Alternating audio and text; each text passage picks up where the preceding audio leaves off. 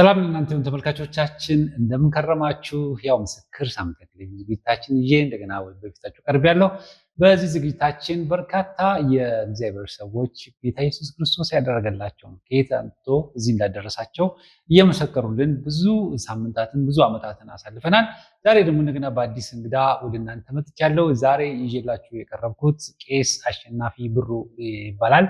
ቄስ አሸናፊ ብሩ እንግዲህ ቀሳውስትን ማቅረብ ጀምረናል። ያው ቄስ አሸናፊ ብሩ ከካሳንቺስ መካነ ኢየሱስ ነው አይደለም ይባላል። ከካሳንቺስ መካነ ኢየሱስ ዛሬ እንግዳችን ነው። እንኳን ወደ ሲኤምኤን ስቱዲዮ በሰላም መጣ። እንኳን ደህና ቆያችሁኝ። አመሰግናለሁ። በጣም ነው የማመሰግነው። እንግዲህ ምስክርነትን ለመስማት ያው ይሄ ምናልባት አንዳንድ ያው የኛ ቤተሰቦቻችን ሲሰሙ ቄስ እናንተ ጋርም አለ እንደ ይላሉ። እንደው ትንሽ ሰው ማብራሪያ ተሰጠን። ቄስ ማለት በመካነ ኢየሱስ ቤተክርስቲያን በሌሎቹ ፓስተር የሚባለውን የሚተካ ነው። ኦልሞስት እረኛ ነው። የተለየ እንትን የለውም። ግን ኮንቴክስቹዋል ስም ነው። ያው በሀገራችን ቄስ የሚለው ስም ከኢትዮጵያ ኦርቶዶክስ ቤተክርስቲያን ጋር ተያይዞ ያለ ነው። ከዚያ ተያይዞ የመጣ ነው። ግን ፓስተር የሚለው ሰዎች ላይ ቄስ የሚል የለም ኬት አመጣችሁ ብሎ ጠይቁናል። ያው መጽሐፍ ቅዱስ ላይ ቄስ የሚል ቀጥታ በስሙ ባይጠቀስም አገልጋይ የሚለው ስም አለ፣ እረኛ የሚለው ስም አለ፣ አስተማሪ የሚለው ስም አለ። እንግዲህ በግዕዙ አገለገለ ከሚለው የመጣ ቋንቋ ነው። ቄስ ማለት የተለየ አይደለም። ግን ቃል በቃል ከፈለግን ብዙ ማንጠቀማቸው ስሞች ሊኖሩ ነው ይመስለኛል። ለማንኛውም ርዕሳችን እሱ አይደለም። እንደው ከተነሳ አይቀር ሰዎች ስለሚጠይቁ ይሄን ምላሽ ሰጥተን እንለፍ በሚል ነው። የዚህ ፕሮግራም ዋናው ዓላማ ምስክርነት ነው። እንግዲህ ቄስ አሸናፊ ከየት ተነስቶ እዚህ ደረሰ የሚለውን ለማወቅ ነው እና ይሄ ዝግጅታችን ደግሞ ሰዎችን በጣም የሚነካው ሰዎች ዝም ብሎ ተነስተው አንድ ቦታ አልደረሱ የመጡበት መንገድ አለ እና ዛሬ አንተ የደረስክበት ሁሉ የምናገረው ይሄን ፕሮግራም ስናገር ዛሬ አንተ የደረስክበት ጋር የነበርክበት ጋር ያሉ ሰዎች አሉ። እነሱን ለማዳን ነው። ስለዚህ ትናንትና የነበርክበት ቦታ ያሉ ሰዎች ሲሰሙ እኛም ተስፋ አለን እንዲሉ ነው እና ታሪክን እንግዲህ ከልጅነት ከቤተሰቦች ጀምሮ ወለድበት ስፍራ አካባቢውን ሁሉ እየሳልክልን እንግዲህ መድረኩን ለአንተ ሰጥቻለሁ። እኔ ማዳመጥ ነው ስራ። እሺ፣ እኔ ትውልድ ቦታዬ ወሊሶ ይባላል። ከአዲስ አበባ በስተደቡብ ምዕራብ 114 ኪሎ ሜትር በጅማ መስመር ያለ ከተማ ነው። ተመልካቾች ብዙዎች የሚያውቁት ይመስለኛል። ወሊሶ ተወልጄ በስጋ ከወላጆቼ ከእናቴና ከአባቴ ተወልጄ እዚያው ከተማ ውስጥ በክርስቶስ ኢየሱስ ከእግዚአብሔር ደግሞ እንደገና ተወልጄ ከሰማዩ በፊት ወሊሶ ስትወለድ ቤተሰቦች ምን ይመስላል? እነማን ናቸው? ቤት ውስጥ የነበረው ልጅነት የአባቴ እናትን ታሪክ ትንሽ ነገርና ወደዛ እንመጣለን። ጌታን እንዴት ተቀበልክ? በኋላ ስለሆነ ያው ልክ ነህ። ወሊሶ እንግዲህ እናቴ አጸደ ትባላለች፣ አባቴ ብሩ ይባላል። አባቴ ነጋዴ ነበር። አሁን ሁለቱም በህይወት የሉም። አባቴ ነጋዴ ነበር፣ እናቴም ነጋዴ ነበረች። እናቴ ጉሊት ትቀመጥ ነበር። በጣም ብዙ ለፍታ ብዙ ደክማ ነው ያሳደገችኝ። አባቴ ደግሞ ልብስ ይነግድ ነበር እና ከገበያ ገበያዎች እየዞረ ይሰራ ነበረ። ለቤተሰቦቼ ኢንፋክት እኔ ብቻ ነኝ አሁን ሌትሊ ያለው እስከ 15 ዓመቴ ወይም እስከ 17 ዓመቴ ድረስ ወንድም ነበረኝ ከኔ በ15 ዓመት የሚበልጥ የአባቴ ልጅ ማለት ነው። እሱ በመኪና አደጋ ሞተ። ከዛ በኋላ እኔ ብቻ ነበርኩ እና ቤተሰቦቼ የኢኮኖሚ ችግረኞች ስለነበሩ ራሴን ለመርዳት ብዙ ጥሬ ነው የተማርኩት። እስቲ በህይወት የሌለው ወንድም የሞተው ስለማሟቱ ስለሱ ትንሽ ነው ብናስታውስ ነው። በዚህ አጋጣሚ እንደው ብናነሳው ከሱ ጋር የነበረስ ምንድነው መሰለህ? አበበ ይባላል። ከተማ ውስጥ ይታወቃል። ቤተሰቦቼ በጌታ አልነበሩም። አባቴም እናቴም እሱም በጌታ አልነበሩም። ኢንፋክት ኦርቶዶክስ ናቸው። ግን ኦርቶዶክስም ሆነው ቤተክርስቲያን የሚሄዱ እነዚህ ጾሞችን የሚጾሙ ሃይማኖታዊ ስርዓቶችን የሚያውቁም አልነበሩም። ኖሚናል ናቸው። ያው ምንድናችሁ ቢባል ኦርቶዶክሶች ነን የሚሉት የንስሐ አባት አላቸው። እናቴም አላት አባቴም አላቸው። እነሱ ሲመጡ አንዳንድ ያውቃለሁ። እና ደግሞ ድሮ ልጆች ሆነን የማህበር ወራዊ ማህበር ነበራቸው። ጽዋ ነበራቸው፣ ይደገሳል በየወሩ እንበላለን፣ እንጠጣለን። ከዚያ ያለፈ በጣም በሃይማኖት ይሄን ያህል በዚህ ናቸው ብለህ ልትገልጣቸው የምትችላቸው አይደለም። ኢንክሉዲንግ ወንድሜም ማለት ነው። ወንድሜ እንደውም ትንሽ ወጣ ያለ ባህሪም ነበረው። ተደባዳቢ ነበር፣ ኃይለኛ ነበር። ከተማ ውስጥ በጣም ይታወቅ ነበረ። ከአባቴ ጋር አይስማሙም ነበረ። ብዙ ጊዜ ከቤት ተባሯል። አባቴ ብዙ ጊዜ በሱ ምክንያት ፍርድ ቤት ቀርበዋል ብሏል። እና ኋላ ላይ እንደውም ዓይንህን ማየት አልፈልግም፣ በእኔ ስም እንድትጠራም አልፈቅድም፣ ልጅ አይደለም አስወጥቶት ነበር። እሱ በትንሽነቱ ነው እንግዲህ አባቴና እናቴ የተጋቡት። እናቴ ነች ያሳደገችው፣ እናቱን አያውቅም እሱ። ስለዚህ እሱ ከቤት ሲያስወጣው የሚገርምህ ነገር እሷ እየደበቀች ትመግበው ነበረ። እንደውም በልጅነት የማረሳው ትዝታ አንድ ጊዜ ከቤት ተባሮ ወጥቶ እሱ ማታ ማታ እየመጣ ምግብ እየሰጠችው እየበላ አባትህ ሳይመጣ ውጣ ትለዋለች። አባቴ ትንሽ ይጠጣል እና ሲጠጣ ኃይለኛ ነው፣ ብዙ እንትን ያደርጋል። አንድ ቀን ግን ድንገት መጣ፣ ራት ሰጠችው። በልቶ ሳይጨርስ አባቴ መጣ እና ልክ እሱ ከበር ሊገባ ሲል እንደሚመታው ያውቃል፣ ወይም የሆነ ነገር እንደሚፈጠር ያውቃል። ዘሎ ተነሳ። እንዳልኩ እሱም ኃይለኛ ነው። ቤት መካከል ሳሎን መካከል የተንጠለጠለች አምፖል ነበረች። እሱ ሄዶ ያችን በጠሳት አምፖሏል። አባቱ እንዳያዩ በጠሳው እና ይሄኔ እኔ በጣም የገባኝ ነገር ሊመታው እንደሚችል ስለማውቅ ልክ በር መግቢያ ላይ በር የሚቀረቀርበት መቀርቀሪያ አለ እና መቀርቀሪያውን ይዞ ሊመታው እንደሚችል ስላሰብኩ እሱን ለማስመለጥ ቀድሜ ወደ በር ሄድኩ። እኔ ቀድሜ በር ስደርስ አባቴ መሰለው ቀድሞ እሱ የደረሰን የመሰለው እና መቀርቀሪያውን አንስቶ ሲሰነዝር እኔ ላይ ነው ያረፈው። ግንባሬ ላይ ያለው ምልክት አሁን የዛኔ ትዝታ ነው። አባቴና ወንድሜ ተጣሉ እና እኔ መሀል ገባው። ከባድ ነበር ጉዳቱ። ከዛ ወጣ ጠፋ። እሱ በጣም አስደንጋጭ ነበር። ለእኔም በጣም ምርር ያልኩበት ጊዜ ነበር። ወንጌል ሰምቻለሁ፣ ግን በደንብ ገና አልገባኝም። እንዳልኩ ቤተሰቦቼ እናቴና አባቴ እንደው ሃይማኖተኞች ናቸው ብለህ ባትልም ተጽዕኖም ስላለ ልጆቻቸውን የስደትም ስለነበር ቤተክርስቲያን ዝግ ነበረች ያኔ። ወልሶ በጣም ከባድ ስደት ነበረው ክርስቲያኖች ላይ ደርስ የነበረው እና አስወጡ ልጆቻችሁን ይባል ስለነበረም ተጽዕኖ ያደርጉ ነበር። እሱ በጣም ነው ልጆች በተለይ በጌታ ያሉ ወጣቶች በጣም ነው የሚፈሩት ቤተሰቦቻቸው።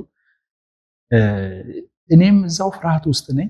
ትንሽ ትንሽ ሰማለው፣ ረብሻለሁ፣ ጥላቻው አለኝ። እኔም ለጴንጤዎቹ አንዳንድ ጊዜ ድንጋይ ሲወረውሩ አብሬ ወረውራለሁ፣ ሲሳደቡ አብሬ ይሳደባለሁ። በጣም ብዙ አግሬሲቭ አይደለሁም፣ ግን ዌልከሚንግ አይደለሁም ለክርስቲያኖች። በጣም እንትኑ አለኝ፣ ንቀቱ፣ ጥላቻው ምናምን አለኝ እና ያኔ እንደዛ ሆነ። ወጣ ከቤት እሱ። እኔ 11ኛ ክፍል እያለሁ እሱ ረዳት ሆኖ ይሰራ ነበር። ትራክ ክፍለ ሀገር አቋራጭ ትራክ ላይ ረዳት ሆኖ ይሰራ ነበር እና ጅማ አካባቢ መኪና ተገለበጠ። እዛው ነው የሞተው። እና እኔ በጌታ መሆን የታወቀው ያኔ ነው።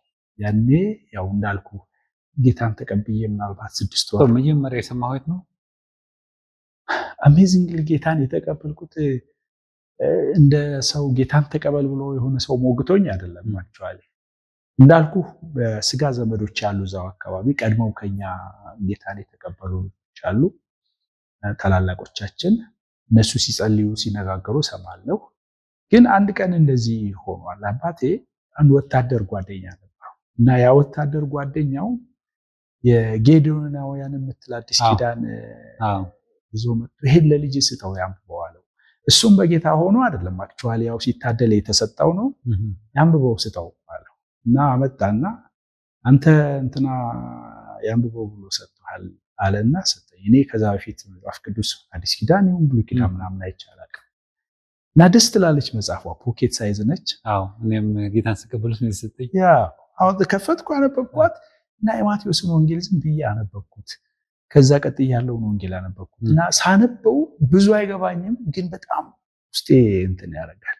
ምን አይነት ታሪክ ነው እያልኩ እንትን እላለሁ እና እሱ እያለ አንድ ቀን ምን ሆነ፣ ትምህርት ቤት ደርሼ ስመለስ እንዳልኩ ቤት ውስጥ እኔ ነኝ የምውለው። ወንድሜ ቢኖርም ቤት ላይ ግባት ተከልክሏል። እናትና አባቴ ገበያ ነው የሚውሉት። በጣም ደብተሬን አስቀመጥኩ፣ ደጄን ዘጋሁ፣ በሬን ዘጋሁና ማልቀስ ጀመርኩ።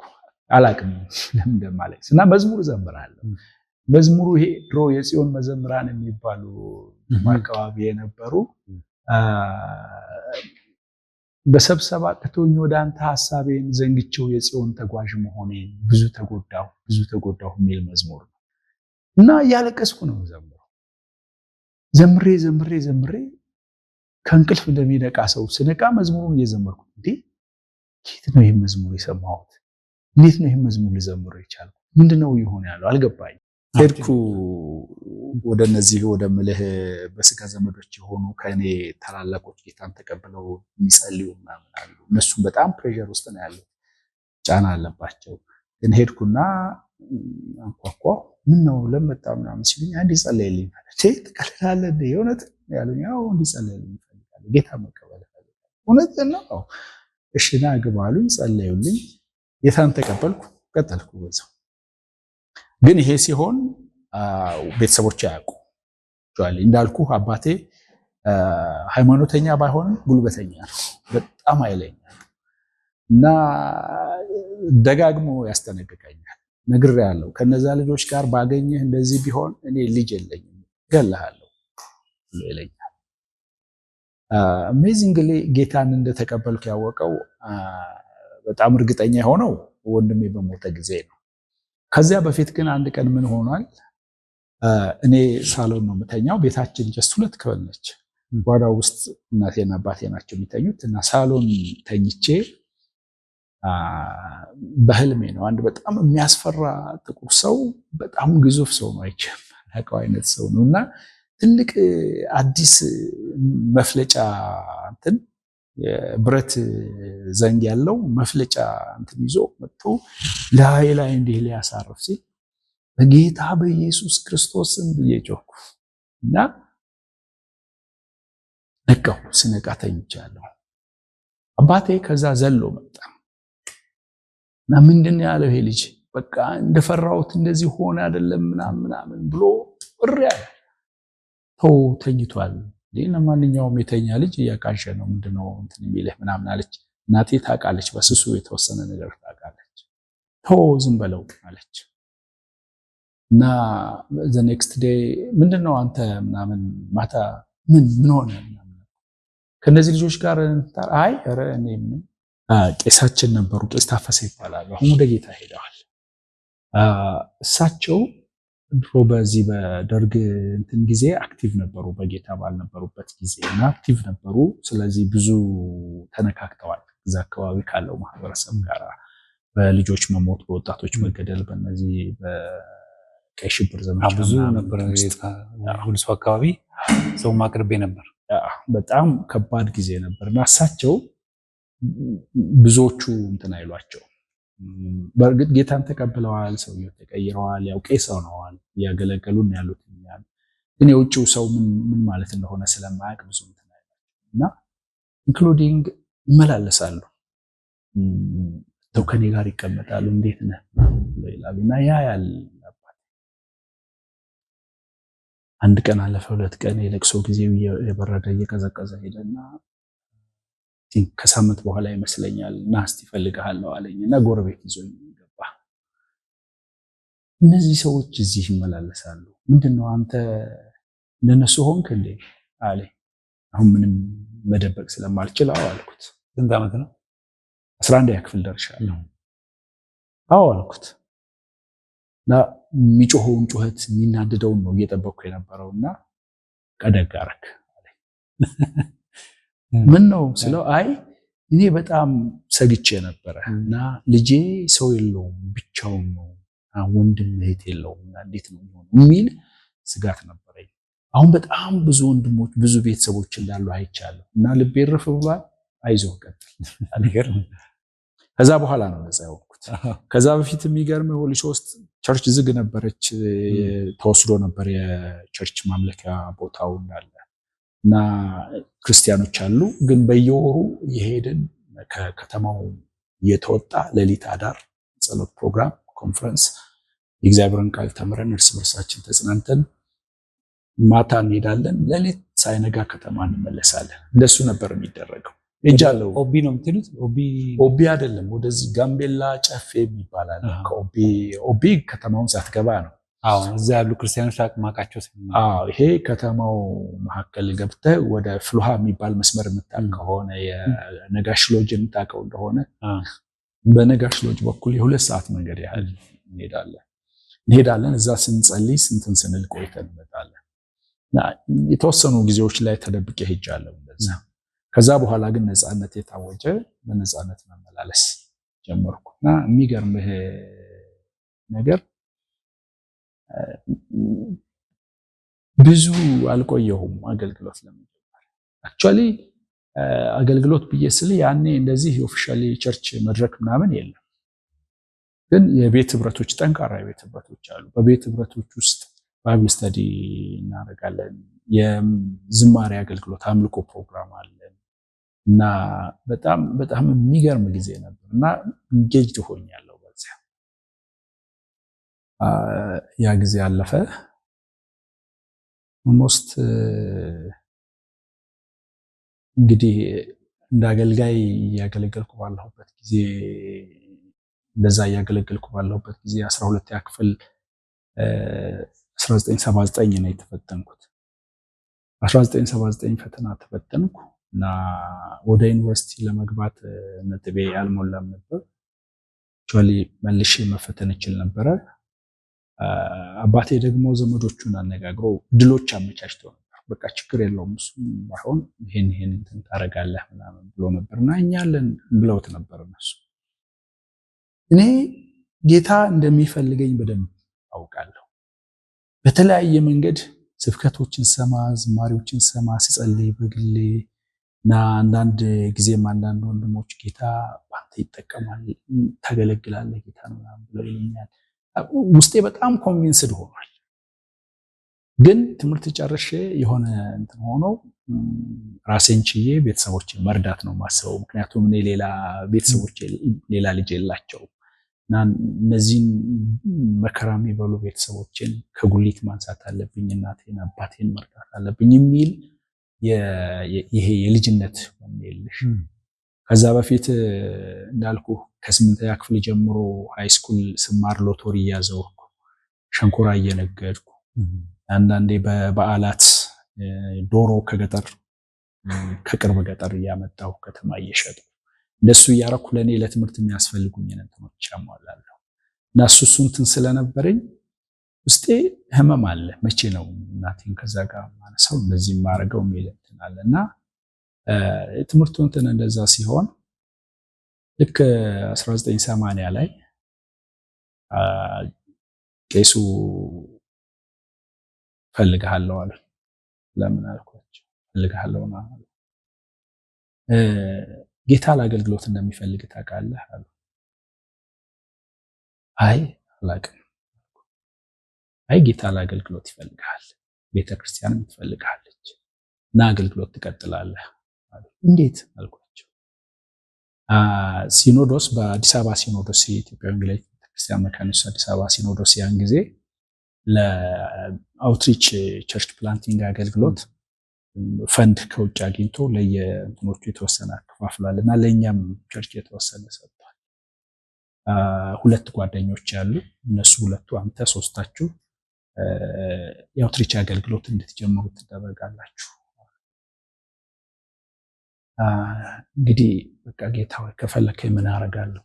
ጥሪው ይሄ ከሆነ አገልግሎት ይሄ ከሆነ ብያለሁ። ከጌታ ጋር ተስማማው።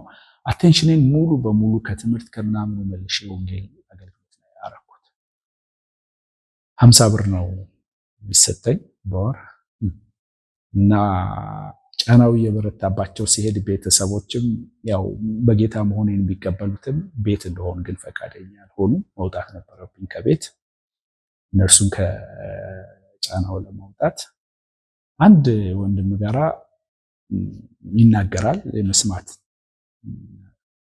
ችግር አለበት። በአፍ እንቅስቃሴ ነው የሚግባባው። ከኔ ጋር ጥሩ እንግባባለን።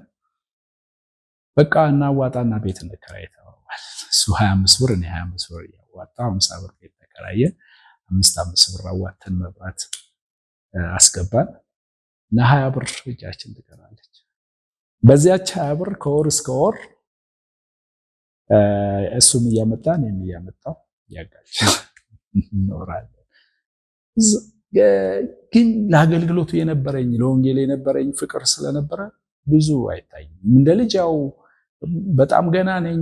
ብዙ ልሮጥ እችላለሁ፣ ልሰራ እችላለሁ። አንዳንድ ጊዜ ትዝ ሲለኝ የሚሰማኝ ስሜት አለ። ግን በቃ ጸልዬ ከሰዎች ጋር የእግዚአብሔርን ቃል ተካፍዬ ሰሙያር ከህብረት አድርጌ ስወጣ የሚሰማኝ ደስታ ምንም ልገልጠው የምችለው አይደለም። በጣም ከአቅም በላይ ሆነ ደስታ፣ ሁሉንም ነገር ያስረሳኝ። እንደሱ ሆነ። አገልግሎቴን ቀጠልኩ። እንደው የዛኔ የነበረውን ነገር ሳስታውስ በጣም ብዙ ላነሳቸው የምችላቸው ነገሮች ያሉ። ከብዙ ወንድሞች ጋር ተናግሬዋለሁ። ይሄን ለብዙ ተናግሬያለሁ። በብዙ ቅዱሳን መካከል ኢቭን ስሰብክም ብዙ ጊዜ ምሳሌ አንስቼዋለሁ። አንድ ጊዜ እንደዚህ ሆነ። አሁን ባልኩ ጊዜ ውስጥ እያገለገልኩ ነው። እኔ 50 ብር ከቸርች ይሰጠኛል። አሁን ባልኩ መንገድ ማኔጅ እናደርጋለን። ግን ሁልጊዜ የምለብሰው አንዲት ቡኒ ሹራብ አለችኝ እና ቡኒ ሱሪ አለችኝ። ድሮ አንድ ሸራ ጫማ ነበር ፍራይቢ ምናምን እሷ አለችኝ እና ጫማውም አለቀ፣ ሱሪውም አለቀ፣ ሹራቡም እየነጠበ ሄደ እና ሰዎች ያ ቡኒ ሹራብና ቡኒ ሱሪ የሚለብሰው ልጅ ነው የሚሉኝ እና ከፋኝ፣ በጣም ከፋኝ። ወንድም አልነበረም ቤት። ገባው ተከራየንበት ቤት፣ ደጁን ዘጋውና ተንበረከኩ። መጽሐፍ ቅዱሴን ያዝኩና ያልኩት እንደዚህ ነው፣ ጌታ ሆይ ይህን መጽሐፍ እኔ ከሽማግሌ አልተቀበልኩት፣ ከቄስም አልተቀበልኩት፣ ከማንም አልተቀበልኩት። የጠራኸኝ አንተ ነህ እና የላከኝ አንተ ነህ። ታዝዣለሁ፣ ግን ደከመኝ። አሁን በዚህ ሁኔታ መቀጠል አልችልም። እንደ ማንኛውም ወጣት መስራት እችላለሁ፣ መማር እችላለሁ፣ ቤተሰቦቼን መጦር እችላለሁ እና ከዚህ በኋላ አልሰብክም፣ ከዚህ በኋላ በዚህ መስመር አታገኝም ብዬ እያለቀስኩ ነው። ከፍቶኛል፣ እንደሱም በማለቴ ሆድ ብሶኛል። እንዴት እሸነፋለሁ፣ እንዴት ተስፋ ቆርጣለሁ የሚል ነገር ውስጥ ያለ፣ ግን እያለቀስኩ መጽሐፉን አስቀመጥኩ እና ግድግዳ ላይ አንድ ነገር አያለሁ። ከጫፍ እስከ ጫፍ ተወጥሮ አንድ ነገር አያለሁ። ኑሮዬ ይበቃኛል የሚለው ግን እግዚአብሔርን መምሰል እጅግ ማትረፊያ ነው። ያን ጢሞቴዎስ ምዕራፍ 6 ላይ ያለው ቃል እንዲህ በትልቁ እንደ ባነር ተዘርግቶ አያለሁና ደንግጬ እምባዬን ጠረኩ። ቀና አልኩና ግድግዳውን ሳየው ምንም የለም። ደነገጥኩ። ኦኬ ኑሮ ይበቃኛል፣ ይሄ ኑሮ ለኔ ይበቃኛል፣ ይሄ ልብስ፣ ይሄ እንጀራ ይበቃኛል። በቃ ተስማምቻለሁ። ከዛሬ ጀምሮ ይሄን መጽሐፍ መልሼ አላስቀምጠውም፣ አገለግልሃለሁ አልኩ። ብድግ አደረኩ፣ እምባዬን ጠረኩ፣ ቀጠልኩ አገልግሎቴ። ኑሮ አልተቀየረም በማግስቱ፣ እንጀራውም አልተቀየረም በማግስቱ። እኔ ውስጥ ግን የሆነ ነገር ተቀየሯል እና ጌታ እያበረታኝ ቀጠልኩ። አገልግሎቱም አልቆመም። ይኸው አሁን ከ30 ምናምን ዓመት በላይ ሆኖታል። የሄደ ነው። አሁን ያ ታሪክ የለም። ልጆች ተወልደዋል፣ አድገዋል፣ ስራ ይዘዋል፣ ቤተሰብ ብሏል። አገልግሎቱም ቀጥሏል፣ አልቆመም። እና ይሄን ይመስላል ጌታን የተቀበልኩበት ጊዜ እና አገልግሎት የጀመርኩበት ጊዜ። በጣም ጥሩ እንግዲህ በጣም ደስ የሚል ምክንያቱም ብዙ ሰዎች እዛ ውስጥ አሉ። ጌታ ደግሞ በጊዜው ነው። አንዳንድ ጊዜ አሁን በዘመናችን ጌታን በተቀበሉ ማግስት በቃ ሀብታም እንደሚሆን ጊዜያቸውን እንደሚሞላ መኪና እንደሚቀያይሩ ቤት እንደሚቀይሩ ጌታ ይህን ሁሉ ሰጥቷቸዋል ብለው ሰዎችን የሌለ ወንጌል እየሰበኩ ላሉ ሰዎች የጥሩ መልእክት ነው ብዬ አስባለሁ። ለማንኛውም ከዛ በኋላ ያለውን ህይወትን ታሪክ እንደምትነግረን ረፍት አድርገን እንመሰን። ተመልካቾቻችን የሕያው ምስክር ሳምንታዊ ዝግጅታችን ዛሬ ቄስ አሸናፊ ብሩን ይዘን ቀርቦላቸዋል።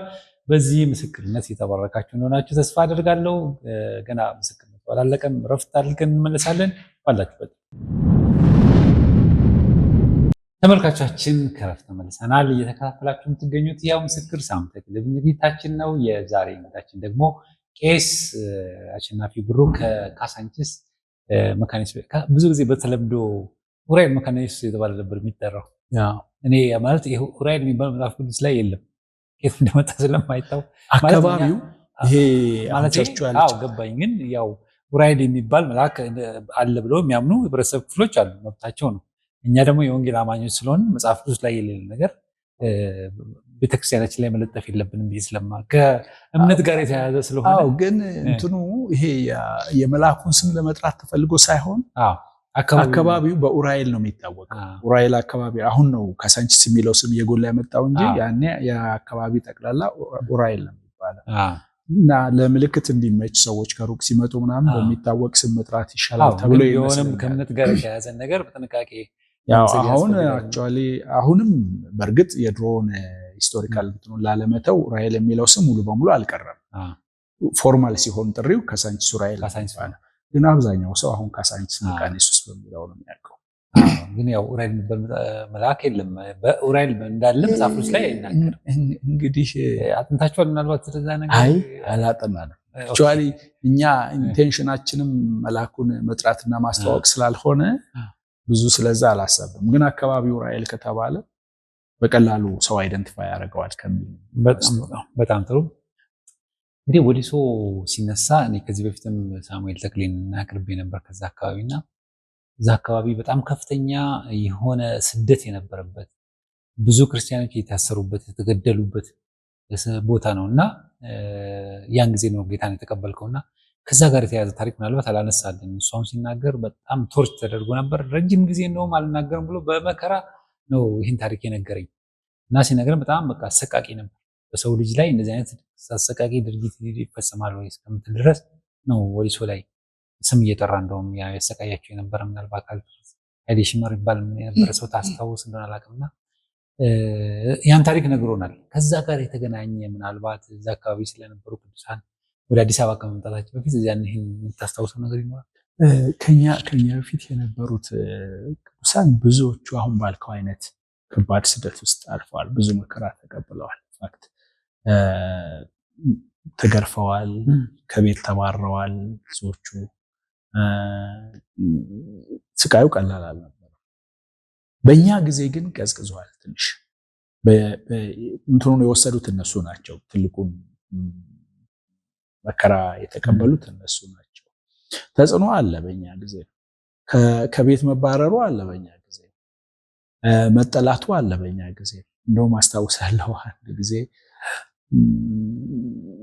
ጾም የኩዳዴ ጾም ይሄ ፋሲካ ጾም የሚባለው ጾም አለ አይደለ? በዚያ ጊዜ ያው 9 ሰዓት ድረስ ቸርች ቆይተው አይደለ የሚወጡት እና አንድ ቀን ላይ እኔ ከአንዱ ቤት ህብረት አገልግዬ ወጥቼ ሌላ ቤት ህብረት ጋር ለመሄድ እየሄድኩ እነሱ ከጉባኤ የሚበተኑበት ሰዓት ላይ ድንገት ተገናኘን እና ልክ ከዛ ሲመጡ ወጣቶቹ ናቸው ተሰብስበው ግማሹ ድንጋይ ይዟል፣ ግማሹ ይጮሃል። አገኘ ነው እያሉ መጡ እና ከበቡኝ። አንዱ ወገቤን ይመታኛል፣ አንዱ በጥፊ ይለኛል እና ተይ ማርያም ጠላት ይሉኛል። ኧረ እኔ አይደለሁም ጠላት አይደለሁም፣ የማንም ጠላት አይደለሁም። እና እንዲህ እያሉ እየደበደቡ መጣ አንድ ፖሊስ። እንደውም ይሄው የህግ ሰው መጥቷል፣ እኔ ወንጀለኛ ከሆንኩ ይሄው እሱ የህግ ሰው ወደ ፖሊስ ጣቢያ ወሰደኝ ምናምን አልኩ። ምንድነው? አይ እንደዚህ ነው ሲሉት በሉት እንደፈለጋችኋልና ሄደ። በኋላ የሆኑ የሰፈር ልጆች አይተው ተሰብስበው ያመልኩ የነበሩ ክርስቲያኖች ጋር ሮጠው ሄዱና እንደዚህ ሆኗል እንዲያረጉት ነው ሲሉ እነዛ ግር ብለው ሲወጡ እነዚህ ትተውኝ ሄዱ። እና በእኛ ጊዜ እንደዚህ አይነት ነገሮች አሉ። ግን አሁን እንደምትለው አይነት ሲቪር የሆነ በጣም ስደቱን የቀመሱት እኛ አይደለም፣ ሌሎቹ ናቸው፣ ታላላቆቻችን አሉ። አሁንም ብዙዎቹ በጌታ የሚገርም ምስክርነት ያላቸው እንዳልከው ወላጆቻቸው አላቅሽም አላቅህም ብለው እስኪሏቸው ድረስ የደረሱ ኦፌላ ላይ የተገረፉ ለግድያ ተዘጋጅተው የነበሩ እግዚአብሔር በታምራት ያስመለጣቸው በጣም ብዙዎች አሉ። የኛ ጊዜ እንዳልኩህ ተጽዕኖ ቢኖርም ስደቱ ቢኖርም እንደዚህ አይነት ነገሮች ቢኖሩም የነሱን ያህል ግን የሚወራ ታሪክ እኔ የለኝም። አክቹአሊ እኔ የለኝም። እሺ ከወሊሶ ታዲያ እንዴት ነው ወደ አዲስ አበባ የመጣኸው? ማለት አሁን አዲስ አበባ ስላለ ከዛ በኋላ ያለው የህይወት ታሪክ ምን ይመስላል? እንደው ሰው ቢሰማው ትምህርት ይሆናል የምትላቸው ገጠመኞች ካሉ? ምን ሆነ እንግዲህ እንዳልኩ አሁን ጌታን ተቀበልኩ። ይሄ አሁን ያልኩህን አገልግሎት 50 ብር እየተከፈለኝ ጀመርኩ እና እያገለገልኩ እያለ ከቄሱ ጋር መስማማት አልቻለም። እንዳልኩህ በጌታ ያሳደጉኝ ቄስ ናቸው። እኔ ወጣት ነኝ እና ሁሉ ነገር አሁን መሆን አለበት ነው የምለው። በጣም ይሄ ለምን አልሆነም ነው የምለው እና አልተስማማንም። እኔ አውትሪች አገልግሎቶችን አስተባብራለሁ እና አገልጋዮችን በዛ አውትሪች አገልግሎት ስር ያሉትን አስተባብራለሁ። አንድ ቀን እኔና ሁለት አሁን አብረውኝ የነበሩ አገልጋዮች ጋራ ተነጋገርና አንዳንድ ጥያቄዎች አሉት ምዕመኑ እና እነዚህን ጥያቄዎች መጠየቅ አለብን። ቄሱ መልስ መስጠት አለባቸው። መስተካከል ያለባቸው ነገሮች መስተካከል አለባቸው እና ልክ አይደለም የሚል ንግግር ተጀመረ እና አንድ ማታ ሌሊት እያደርን ነው ጸሎቶችንም ምክክሮችንም ስብሰባዎችንም የምናደርገው እና አንድ ማታ አንድ ቤተሰብ ያለ ጥያቄ ይጠይቅ፣ እንደዚህ አይነት ጥያቄዎች አሉ። ቄሱ ይመልሱ አሉ። ቆይ ግድ የለህም አሉ። ነው ምንም ግድ የለህም የሚባል ነገር የለም። እኛ ክርስቲያኖች ነን፣ አሁን መሆን አለበት ያልኩ። ያው እንዳልኩ እንትኑም አለ መንፈሳዊነቱ ብቻ ሳይሆን ወጣትነቱም አለ እና ጥያቄ ያላቸው ወንድሞች አሉ እዚህ ውስጥ እና ቄሱ መልስ ይመልሱልን እያልኳቸው፣ አይ እናንተ ልጠይቁኝ አትችሉም አሉ። እንጠይቆታለን። አይ ልጠይቁኝ፣ አይ ማን ጠይቆት ከሆነ ታዲያ እዚህ ምን ይሰራሉ አልኳቸው። እዚህ መገኘት አያስፈልግም አሉ። አዎ አያስፈልግም። ሌሊት 5 ሰዓት ነው ያኔ ሮንድ አለ። በጣም ሲቪየር ነው እንትኑ እና ብድግ አሉ እሳቸው። ውጡልን አልኳቸው። የቤቱ ባለቤት መጣ። እንዴት ታረጋለህ? እንዴት ትላለህ? አይ ነው እኛ የተሰበሰብነው የመጣ ነው ለዚህ ነው። እሳቸው ይሄንን ኃላፊነት ወስደው ማሩ ሆነ ማከላችን ብሎ ለምን ሄዱ እሳቸው እና የሚቀጥለው ቀን ላይ አስተዳደሩ ጋር ተጠራው። እሱ ነው እንደዚህ ያደረገው ተባለ። ቻሊ ነው ብቻ አልነበርኩም፣ ግን ያው መሪው እኔ ስለሆንኩ እሱ እና እንዴት ታረጋለህ ምናምን ብለው ጮህብኝ። እዛ ኦኬ እዚህ መቀጠል የለብኝም እና ስዊዝ ኢቫንጀሊካል ናይል ሚሽን የሚባል ጦላ የሚባል መስመር ታውቀው እንደሆነ አደለ የሚባል ቦታ ጤና ጣቢያ ያላቸው እና ክርስቲያኖች ናቸው እነሱ አሉ። እነሱ ጋር የሆነ ቫካንሲ አለ ምናምን ሲባል ቄሱ እንደዚህ አይነት ቫካንሲ አለ ምናምን፣ ችግር የለውም እጽፍልሃለሁ ሂድ አሉ። እኔ እነግርልሃለሁ እንደውም ተጠየቁኝ። ደስ አለኝ፣ ሄድኩ። የጌታ ፈቃድ አልነበረም ኢንፋክት መሄድ፣ እዚህ ያለውን ነገር መሸከም ስላቃተኝ ነው ሄድኩ። እነሱ በጣም ተቀበሉኝ። በጣም በጣም ቤተሰብ ሆንን ከነሱ ጋር። እዛ ክርስቲያኖች አሉ፣ ኮምፓውንድ ውስጥ ነው የሚኖረው እና ዊኬንድ ላይ እዛ አካባቢ የዞርኩ አገለግላለሁ። ቸርቾች አሉ፣ የሜካኒስት ቸርቾች እየዞርኩ አገለግላለሁ። ወሊሶም እመጣለሁ፣ አገለግላለሁ። እና እዛ ደግሞ ክርስቲያኖች አሉ፣ ህብረት እናደርጋለን። ኤፍኤችአይ የሚባል አንድ ኤንጂ አለ፣ እዛ ያሉ ክርስቲያኖች አሉ፣ ከነሱ ጋር ህብረት እናደርጋለን። እዛው እኛ ግቢ ውስጥ ህብረት እናደርጋለን። የሚገርም ጥሩ ጊዜ ነበር። ግን እኔ ውስጤ ስትል አይደለም፣ እግዚአብሔር የሚፈልገኝ እዛ ጋር እንዳልሆነ አውቃለሁ። እነርሱ እኔን በጣም ፌቨር ማድረግ ጀመሩ። ፈረንጆቹ በጣም ስለተቀራረብን ስለሚያምኑኝ አክቹዋሊ እሰራለሁ፣ ስራ የተባልኩትን ነገር እሰራለሁ። አቅሙም አለኝ፣ አዲስ ነገር ለመማር አልቸገርም። የሚገርም ዲዩቲ እናድራለን፣ ሐኪም ቤት ነው ዲዩቲ እናድራለን ከሄድ ነርሶቹ ጋር። ሄድ ነርሶቹ ይለቁልኛል፣ የማዋለድ ስራ ይሰራሉ። ሰው ተጎድቶ ይመጣል፣ እንትን እናደርጋለን። በጣም ብዙ ነገር እንዳውቅ ስለሚፈልጉ እንደዚህ አድርግ እያሉ እንትን ያደርጉኛል። እና ፋርማሲስት ሆኜ ሰርቻለሁ፣ ፋርማሲ ተለቆልኝ ሰርቻለሁ። እና በጣም እንትኑ እነሱ ዘንድ የነበረኝ ሞገስ እየጨመረ ሄደ። እዚህ ደግሞ ጌታ ኖ እያለኝ አጣብቂኝ ውስጥ ለመጨረሻ ላይ ከዛ ያወጣሁት እንዴት ነው፣ ታመምኩ። ድቀን ህመሜ በጣም ውስብስብ እየሆነ መጣ። ከጀርመን የመጡ ሐኪሞች ነበሩ፣ የጀርመኖችም ነው እንትኑ፣ ከፊሎቹ ጀርመኖች ናቸው። አዩኝ፣ አይ እኛ ምንም አይደንቲፋይ ያደረግነው ነገር የለም አሉ። መጨረሻ ላይ አይ ሆም ሲክነስ ሊሆን ስለሚችል ምናልባት ቤተሰቦቹ ጋር ቢሄድ ብለው ሪከመንድ አደረጉ። አንደኛው ሐኪም መጣሁ። ቤተሰብ ጋር በጣም ተጎድቻለሁ፣ ፊዚካሊ ተቀይሬያለሁ እና ህመሜ የባሰ ሄዷል። እነሱ በማላሪያ በወባ እንትን በጣም ኤክስፐርቶች ናቸው። በጣም ኬሚካሎችም ከውጭ የሚያስገቧቸው እንትን አላቸው። ኢዚሊ ነው አይደንቲፋይ የሚያደርጉት። በጣም ብዙ የተቸገረ ሰው ወደዛ ነው ሪፈር የሚደረገው እና የኔን ግን ምንም አይደንቲፋይ ማድረግ አልቻለሁ። መጣው ህመሜ እየጨመረ ሄደ። በጣም የሚገርም ሳረሳው እዚህ ጋር ከዛ አብረውኝ ይሰሩ የነበሩ ወገኖች ናቸው ይዘውኝ የመጡት። ቤት ገባን። ቤት ስንገባ እናቴ የለችም፣ እንዳልኩ ጉሊት ነው የምትቀመጠው እሷ። እና መጣች ከገበያ፣ ሰው ይፈልግሻል ተብላ ተጠርታ መጣች። ስትመጣ የመሰላት ከገጠር ዘመዶቿ ሲታመሙ ብዙ ጊዜ አመጡና እኛ ጋር ቆይተው ታክመው ጸበል ካለ ጸበል ተጠምቀው፣ ወሊሶ ጸበል አለ ተጠምቀው ምናምን ይሄዳሉ። እና እንደዛው የሆነ ሰው ልጅ ተጎድቶ እንደመጣ ነው ያሰበችው። እና መጣች። እስቲ ምንድነው አለች። ገባች እና አየችኝ። የማን ልጅ ነው? እንዴት ያሳዝናል! ወይኔ እንዴት ቆንጆ ልጅ ነው አለች። ስትል ሰው አልቻለም፣ ጮኸ እና አለቀሱ። ጮሁ። ልጅሽ እኮ ነው አላወቅሽውም አሏት። በለች ዛረጋጓት። እንደምንም ታዲያ ለምን አመጣችሁት ከሐኪም ቤት ምናምን? በቃ አይ አልተቻለም፣ ምናልባት የቤተሰብ ናፍቆት ሊሆን ይችላል ተብሎ ነው። እስቲ ትንሽ እዚህ ይቆይና እንየው ብለን ነው። ታየ። 2 ቀን 3 ቀን የለም፣ እንትኑ እየጨመረ ሄደ። እና አንድ ቀን ከዚያ ከጤና ጣቢያው ሊጠይቁኝ የመጡ ወገኖች ባሉበት አንኮንሽስ ሆንኩ።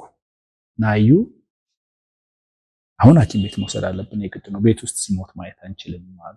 አባቴ አይ የሞተ ልጅማ ከቤት አታወጡም አሉ። አይ እኛ ፕሮፌሽናሎች ነን፣ ሐኪሞች ነን፣ እኛ አይናችን እያየ እዚህ ሰው አይሞትም፣ ሐኪም ቤት ነው ከሞተ መሞት ያለበት፣ መሄድ አለበት። በስሱ ሰማለሁ ጭቅጭቆቹ፣ ግን የለው እና አንዲት እናት አሉ አሁንም በህይወት መተው በጆሮዬ አሹ ወደ አባት ነው የምትሄደው፣ አይዞ በቃ አገልግልሃል፣ ሮጣሃል፣ በልጅነትህ ወደ አባት ነው የምትሄደው፣ ደስ እያለ ሂድ፣ ምንም እንዳይከፋ ይሉኛል። ሰማለሁ በስሱ። አባቴ ይጮሃል፣ ሰፈር ሰው በሙሉ ይጮሃል። እና ተወሰድኩ ጤና ጣቢያ። የሚገርም ነገር እኔ ትግል ውስጥ ነኝ፣ እዛው ሰመመን ውስጥ ሆኜ ትግል ውስጥ ነኝ። እሺ ልበል ወይስ እምቢ ልበል? በቃ እሺ ጌታ ሆይ አገለግላለሁ፣ በቃ ተዋለሁ፣ መለሳለሁ ልበል ወይስ ኖ ልበል? እና ሙግት ውስጥ ነኝ። እሺ በር ከከፈትክልኝ መለሳለሁ ብያለሁ። ልክ እንደዛ ስል ጤና ጣቢያ ነኝ ለካ ያለሁት። እንደዚያ ስል እኔ ከጌታ ጋር ስስማማ አስታውሳለሁ። ገመቹ ይመስለኛል ስሙ፣ ጤና ረዳት ነው። ከነዚህ ልጆች ጋር ታግሎ ተከራክሮ ብለድ ሳምፕል ወስዷል። እኔ ማየት አለብኝ ብሎ እና እየጮኸ መጣ። አግኝቼዋለሁ፣ ወባ ነው የልጁ ችግር፣ እንዴት ትገሉታላችሁ ምናምን እያለች ትቀልዳለህ እንደ አንተ ስለ ወባ አንተ ለኛ ተነግረና በቃ ኑ አለ። ስለሚያውቁ ወሰደ፣ አሳያቸው። ደነገጡ። ይህን ያህል እንዴት እኛ እኮ ያላረግነው ነገር የለም። በቃ ግን የሚገርምህ እኔ ከጌታ ጋር ተስማማ ነው ነገር መጡ። እንትን ቀጠሉልኝ እና ራሴን አወቅኩ። ማና መጣኝ ስላይ እንደዚህ ሆኖ ነው ምናምን አለ። ኦኬ በቃ እኔ ገብቶኛል፣ ተስማምቻለሁ ከጌታ ጋር። ኔክስት ዴይ አይ እንዲህ ከሆነማ እዚህ አይቆይም፣ ይዘነው እንሄዳለን፣ በቃ ለሕክምና የኛ ስለሚሻል ብለዋሉ። ይዘውኝ ሄዱ። ታከምኩ፣ ዳንኩ። እኔ ከጌታ ጋር ተስማምቻለሁ፣ እወጣለሁ ብያለሁ። የሚገርም የመጽሐፍ ቅዱስ ትምህርት ቤት ተማሪዎች 2 ተማሪዎች የሚሄዱበት እድል ለቸርቹ አመጣ፣ ለወሊሶ ቸርች። ይሄንን ከጌታ ጋር ያለኝን ሞገት የሚያውቅ አሁን አሜሪካን ያለው ቄስ ሸለም ይባላል።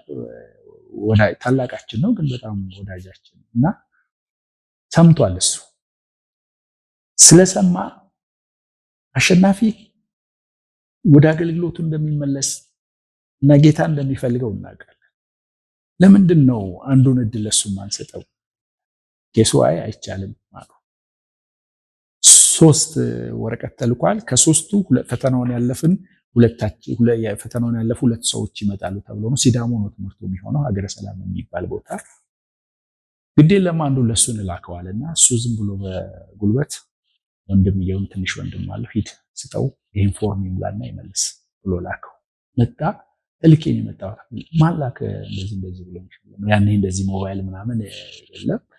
እሺ ያልኩ አየሁት፣ ፎርሙ ሞላው፣ ደስ ብሎ መጣ ፎርሙ። ፈተና የሚሰጥበት ጊዜ ደረሰ። እኔ በዚህ መካከል የሚገርም በቃ ጌታ ብሎኛል ብዬ ወጣው። ከዛ እንዴት አይ በቃ ወጣው። መጽሐፍ ቅዱስ ትምህርት ቤት እንዴ ፈተና አላልክም ወይ ብያለሁ። ከ3 2 ሰው ነው የሚወሰደው አላልክም ወይ ብያለሁ። ግን እኔ ነኝ የሚሄደው፣ ጌታ ተናግሮኛል። ተስማምቼ ነው ያኔም ወደ ህይወት የተመለስኩት፣ ተስማምቼ ነው። በር ክፈትልኝ እኔ እመለሳለሁ ብየዋለሁ። ጌታ በር ከፍቶልኛል እና ሄዳለሁ ልኳቸው። ተረቱብኝ አንዳንዶቹ፣ የልጅ ነገር አለው። ፈረንጆቹ በጣም ተናሉ። ቤት እንደዚህ ታረጋለህ፣ እኛ ብዙ ነገር እያሰብን ደግሞ እውነታቸው ነው። ብዙ እድል አዘጋጅተውልኛል፣ የትምህርት እድል ጅማ ጤና ሳይንስ ይግባ ተብሎ ኖ እሱን ጅማ ጤና ሳይንስ አልከው ውጪ ሄዶ ይማራል ተብሎ እንትን ተብሏል። እና ሄዳለሁ ስል ጠራችኝና ሄድን። እርሷ ፈረንጅ ነች። ይሄው ተመልከት ካላመንከኝ ይሄ እድል አለ፣ እንዴት ነው ትተህ የምትሄደው? አይ እኔ በቃ ጌታ ብሎኛል፣ ይሄ መስመር ይሄ አይደለም፣ እሄዳለሁ፣ ጌታ ጠርቶኛል። እሺ ምን እናደርጋለን?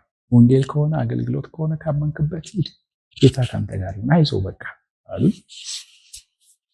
ወጣው። ፈተናውን ሳልፈተን መጣሁ። ወሊሶ ተቀመጥኩ። ለምን መጣህ አሉኝ ቤተሰቦቼን። ያኔ ትንሽ መርዳት ጀምሬያለሁ እና እሱን እንዳለ ትቼው ነው የመጣሁት። ስመጣ እናቴ ለምን መጣህ አለችኝ። እንደዚህ እንደሱ አልክ? አዎ። እሺ ካልክ ምን አደርጋለሁ አለች። ያው ስለ ጌታ አይገባትም ምንም አልችልም። አባቴ ምን ሆነ ነው እንትን አሉ እንዴ? አይ አላሉ። እና ስራ ፈቶ መቀመጥ ይሻላል ብለህ ነው የመጣኸው? አይ ስራ ፈትቼ አልቀመጥም፣ ለትምህርት ሌላ ጋር ልሄድ ነው። የሚገርምህ ፈተናውን ተፈተንን 3ታችን፣ አንድ ከገጠር ቸርች፣ 2 ከዛው እኔና አንድ ወንድም ከዛው ቸርች። ፈተናውን ተፈተንን 3ታችንም አልፈናል ፈተናውን። ግን ትምህርት ቤቱ ጠቅሶ በስም ይሄንን ሰውና ይሄኛውን ሰው ላኩልን። አይ ፈተናውን ካለፉ ቸርቿ የምትፈልገው ከሌና ከሌና ነው፣ እሱ ካልመጣ አንቀበለም። ለቸርቿ ፈተና ነበር። ምክንያቱም አክቹአሊ እዛው እያገለገለ ያለ አገልጋይ አለ። እኔ ትቼ ሄጃለሁ። ከዛ ግን በቃ አይቻልም አሉ ሰዎቹ። ከዛ ቄሱ እኛ የለንበትም አሉ። እንዴት? አይ ይሄ በአንተ ፍላጎትና ፕሮግራም የምትሄድበት ነው፣ እኛ ልከንህ አይደለም የምትሄደው አሉ። መጥቼ እኮ የማገለግለው ቸርቿን ነው አይ የኛ ፕሮግራም አንተ እንድትሄድ አልነበረ አሉ እና ምንም ሰፖርት አታደርጉኝም? እዛ መሄጃ ትራንስፖርት ምናምን ይሰጣል እና ሌላ የምናውቀው ነገር የለም አሉ። አክቹዋሊ ይሄን ነበረብኝ። በጣም የሚገርመው ነገር ግን ሄድኩ። ሄጄ የትምህርት ቤት መክፈል ነበረብኝ። የትምህርት ቤት እንደማይከፍሉልኝ ነግረውኛል። ትራንስፖርት ኢንፋክት ሰጥተውኛል፣ እዛ ሊያደርሰኝ የሚችል ትራንስፖርት። እኔ ስለ ክፍያውን ብዙ አላሰብኩም ብዬ ሄድኩ። ሄጄ በጣም የሚገርመኝ ነገር እግዚአብሔር በህይወትህ የሚያመጣቸው ሰዎች ብዙ ናቸው። ያው ፈቃዱን ሊፈጽም ሲፈልግ መሳሪያ አድርጎ የሚያስነሳልህ ሰዎች አሉ። ሄጄ ከዛ በፊት አይደለም ሲዳሞ ድረስ መሄድ ሀገረ ሰላም መሄድ ቀርቶ አዲስ አበባ ከዛ በፊት ምናልባት አንድ ጊዜ 2 ጊዜ ነው የመጣው። ብዙ ሩቅ ሄጄ አላውቅም። ሄጄ ሐሙስ ነው የገባሁት አስታውሳለሁ። ሀገረ ሰላም መጽሐፍ ቅዱስ ትምህርት ቤት ግቢ ዶርም ተሰጠኝ። እሑድ ዕለት ቸርቹን እንይለን ላምልክ ብዬ ገባሁ እና ስገባ ማስታወቂያ ተነገረ። ማስታወቂያው አሸናፊ የምትባል ከእንዲህ አይነት ቦታ የመጣ ሰው ይፈልጋል ውጭ ላይ ተባልኩ እና ደነገጥኩ። ማን እዚህ የሚያቀኝ አለ? እንዴት ነው? ስወጣ 2 ሴቶች አንድ በዚህ አንድ በዚህ ቆመዋልና አንተ ነህ አይደል አሸናፊ አሉ። አዎ። ማን ናችሁ እናንተ? አላወቅኳችሁም አልኩ። አይ እናታችን ልካን የመጣ ነው። ከየት? ከከተማና አሁን ምልህ ትምህርት ቤቱ ሚሽን ግቢው ይራራቃል ትንሽ። ከከተማ ነው የመጣ ነው። እንዴ ማን ናቸው እናታችሁ? መቆየት ትባላለች። መቆየት ከበደ የኤፍኤችአይ ኤንጂኦ አለ ብያለሁ። እዛ ሰራበት የነበረው ውስጥ እዛ የነበሩ ኤልያስና መቆየት የሚባሉ የሚገርሙ ክርስቲያኖች ናቸው። በጣም የተወደዱ ክርስቲያኖች። እሷ አውቃ ስለነበር እዛ እንደሚሄድ መጽሐፍ ቅዱስ ትምህርት ቤት ቀድማ ለእናቷ ነግራለች። እንዲህ አይነት ልጅ መጣ እና እንደ ልጆችሽ ተቀበዩ አደራ ብላለች እናቷ። እናትየው ለዚህ ነው ልጆቹን የላኩት እና ካልሄድን ቤት ካልሄድን አሉ። ይሄ እንዴት? አይ በቃ መሄድ አለብን። ሄድኩ። ሲሄድ ውይ ልጄን ይመስላል በሆንኩት አሉና እናትየው ተነስተው አቀፉን ሳቡን እና አይዞህ በቃ ምንም አትቸገርም አሉ። የሚገርም ትምህርት ቤቱ ትሄዳለህ፣ እዛ ሰርተህ ነው የምትበላው፣ አብስለህ ነው የምትበላው። ልብስ ማጠብ፣ አብስሎ መብላት፣ ገበያ ሄዶ እንትን ማለት፣ ወፍጮ ቤት ማስፈጨት ምናምን ተማሪ ራሱን ነው ችሎ ምንም ሌላ ሰፖርት የለው እና አንድ ቀን ልብስ አታጥቁም፣ አንድ ቀን ምግብ መስራት ምናምን ጋር እንተራተል። አንተ ዝም ብለህ በቃ የመጣህበትን አርፈህ ተማራል እና እናቱን በጣም የሚገርም ነው። ወጣት ነኝ እኔ በጣም ደግሞ እንዳልከው ምንም የድሃ ልጅ በሆንም የከተማ ልጅ ከባድ ነው። በተለይ እንደ አብስለህ ብላ ምናምን ብትለው ከባድ ነው። እኔ ብዙ ከጭሱ ሩቅ አይደለሁም፣ አስተዳደጌ ከጭስ የራቀ አይደለም፣ ግን ቀላል አይሆንልኝም ነበር እና ግን ተቀበሉኝ፣ ቤተሰብ ሆኑ። የሚገርምህ እንዳመት ተማርኩ እና አስታውሳለሁ ገና ላይ ለረፍት ወደ ፖሊስ መምጣት ነበረብኝ። መጣው ቆይቼ ልመለስ ስል ክፈሉልኝ ትምህርት ቤት ክፈል ተብያለሁ ነው አይ እኛ ያለንበት ማንከፍልም አሉ። እዛ ስመለስ ኖርዌጃዊ ነው አንድ ቄስ ዳይሬክተሩ ጠራኝ እና አልከፈልክም ትምህርት ቤት አለ። አዎ እንከፍላለን ብለውኛል ቸርች እና ግን አልከፈሉም እንግዲህ ምናምን አልኩት። በቃ አንተ አትጨናነቅ ዝም ብለህ ቀጥል ትምህርትህን እኔ እከፍላለሁ አለ። ያው ጎበዝ ስለነበርኩ በትምህርቱም እኛ እንከፍላለን እናደርጋለን በቃ አንተ ትምህርትህን ቀጥል አለ። የመጀመሪያውን ዓመት ተማርኩ። ግን ደግሞ ምን ገጠመኝ መሰለህ? የተማሪዎች ካውንስል ሊደር ነበርኩ። እኛ በገባንበት ጊዜ አክቲቭ የጸሎት ህብረት የተማሪዎች የጸሎት ህብረት ጀመር። በዓላት ሲኖሩ ትምህርት ቤት ዝግ ሲሆን በጾም በጸሎት እንቆያለን። በሳምንት የተወሰነ ቀን የተወሰኑ ልጆችን ይዘን ጸሎት እንገባለን እና ይሄ ጸሎት እንትን እየተቀጣጠለ ሲመጣ አንዳንዶቹ ልጆች ተማሪዎች እና አስተማሪዎች ደስተኛ አልነበሩ።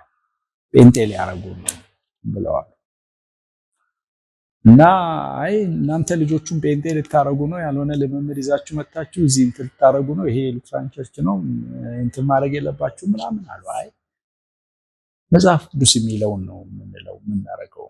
ከዛ ውጪ ሌላ ክፉ ነገር ካረግን፣ ኃጢአት ካረግን፣ የሆነ ነገር ካረግን በስ ምንም ልታረጉ እንችላለን። መጸለይ ግን ክፋት የለውም እና ክሱ ተደጋገመ። ሲደጋገም የወሰነው ትምህርት ቤቱ ምንድነው?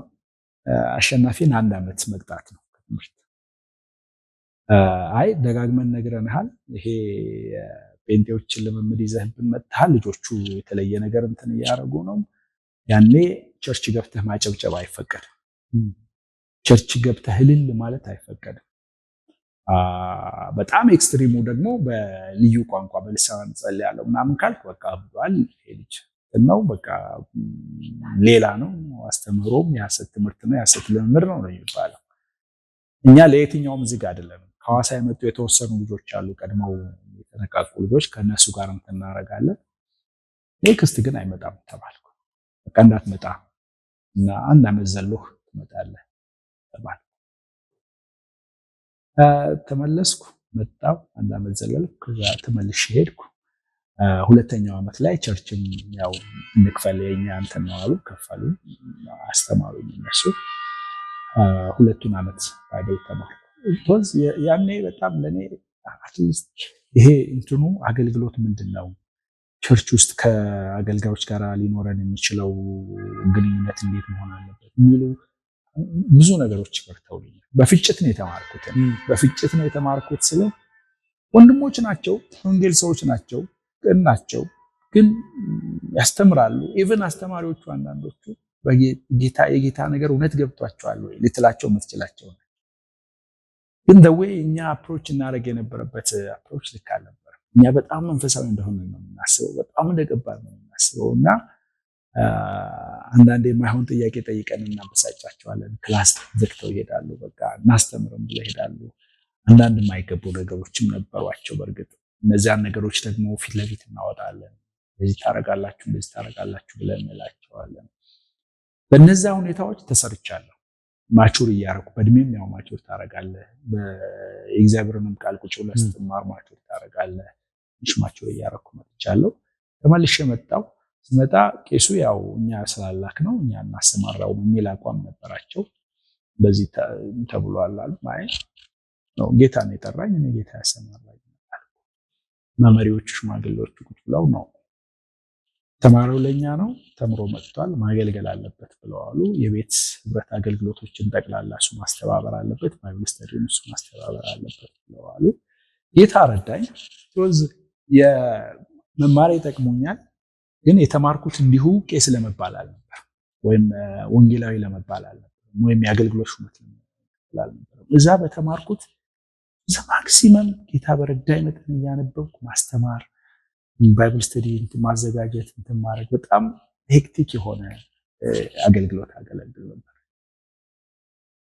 እሱ ሆነ 1987 አካባቢ ቄሱ ያው እንዳልኩ ከድሮ እንትን ጋር በተነካካ በዚህ ከሶሻሊዝም እንትን ጋር በተነካካው እንትን በዚያ ሰሞን ኢህአዴጎች ወይም የነበረው አገዛዝ አንዳንዶችን መልሶ ወደ ፍርድ አምጥቶ ነበር። ከሱ ፍርድ ቤት ገድለዋል፣ እንደዚህ አድርገዋል በሚል እንትን ብሏቸው ነበርና እሳቸው እስር ቤት በሽብር ቄሱ በድሮ ታሪክ ማለት ነው ነበሩበት ማለት ነው። አዎ ድሮ ነበሩበት፣ አክቲቭሊ ነበሩበት አክቹአሊ። እና እስር ቤት ገቡ። እሳቸው እስር ቤት ሲገቡ ቸርቿን በመጋቢነት የማገልገሉ እንትን ሌላ ወደቀ እና እኔ መጋቢ ሆንኩት። ያኔ ነው መጋቢ ሆንኩ። መጋቢ የሚባል እንትን የቅዱሳት ምስጢራት አገልጋይ እንለዋለን። መጋቢ የሚባል ፖዚሽን የለም ለኛ ቸርች። ከዛ በፊት የቅዱሳት ምስጢራት አገልጋይ ነው የሚባለው። እንደሱ ሆኜ የተወሰነ ጊዜ አገልግዬ ስለነበረ የእሳቸው መሄድ የእረኝነቱን አገልግሎት ክፍት ሲያደርገው አይ መጋቢ ሆኖ ያገልግል ተብዬ መጋቢ ሆንኩ። 1987 ነው ያኔ 120 ብር እየተከፈለኝ አገልግሎት ጀመርኩ። 120 ብር እየተከፈለኝ ጀመርኩ። 1988 ላይ ከልጆቼ እናት አሁን አብራኝ ካለች የልጆቼ እናት ጋራ ተጋባን። እሱም ሌላ ታሪክ ነው። ከእሷ ጋር የተገናኘ ከእሷ ጋር የተዋወቅ ነው የተገናኘ ነው እዛው ምልህ በረሃው ላይ ነው። ጦር ላይ አካባቢ የነበረበት እሷ የእህቷ ልጅ ታሞ ልታስታክም መጥታ እኔ እዛ እየሰራሁ እያለ ነው የተገናኘ ነው። እዛ ተገናኘን፣ ተነጋገር፣ የጌታ ፈቃድ ነበር፣ ተስማማን እና ከዚያ ተመልሼ መጣሁ። እኔ ትምህርት ቤት ሄድኩ።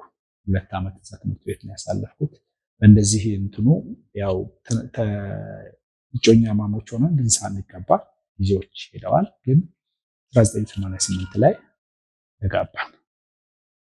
ስንጋባ ቄሱም አስጠንቀውኛል፣ ጓደኞቼም ወንጌላውያኖችም አስጠንቀውኛ ያለንበት እንዴት ብላችሁ ነው በ120 እሷ ሌላ ደሞዝ የላትም ገቢ የላት በ120 ብር ለመኖር እንዴት ታገባለህ? የቀለልክ ነው። ጌታ ብሏል እና ጌታ ደግሞ ክሊርሊ ተናግሮ ነበር። አስቀድማችሁ የእግዚአብሔርን መንግስት ጽድቁን ፈልጉ፣ ሌላ ሁሉ ይጨመርላችኋል። እኔ ወንጌላዊ ነኝ፣ የእግዚአብሔር መንግስት ወንጌል አገልጋይ ነኝ፣ አገለግላለሁ፣ አያስረበኝም፣ እግዚአብሔር ያኖረኛል አልኩ። ኢንፋክት ቸርች ቤት አላት፣ አገልጋዮች የሚኖሩበት እሱን ትሰጠናለች። 1988 ጥር 19 ላይ ተጋባን እና ኑሮ ቀጠለ። ቀላል አልነበር።